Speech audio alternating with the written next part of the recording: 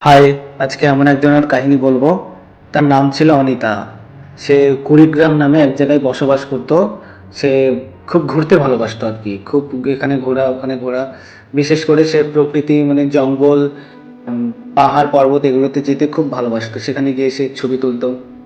সেরকম এক জায়গায় গেছিল, ছবি তুলছিল। হঠাৎ করে একটা ছবি তুলে পিছনে ভয়ঙ্কর একজনকে সে দেখতে পায় এবং চারিদিকে একদম অন্ধকার হয়ে যায়। তার মনে হয় যেন এটাই তার শেষ সময়। চারিদিকে কালো অন্ধকার ভয়ঙ্কর মনে হয়। সে দৌড়াতে থাকে, এদিক ওদিক দৌড়ে বেড়ায়। সে ভয়ে কাতর হয়ে এক জায়গায় বসে পড়ে এবং সে চিন্তায় পড়ে যায়, আমি এবার বাড়ি যাবো কেমন করে। সত্যি চিন্তার ব্যাপার। সে ফোনটা খোলার চেষ্টা করে, তার ফোনটা অটোমেটিক বন্ধ হয়ে যায়। চারিদিকে কাউকে দেখতে পায় না। সে কান্নায় ভেঙে পড়ে। তার মনে হচ্ছে পিছন থেকে যেন কেউ আমাকে দেখছে, আমার পিছনে কেউ একজন রয়েছে। হঠাৎ করে তার পেছন থেকে কেউ একজন হাত বের করে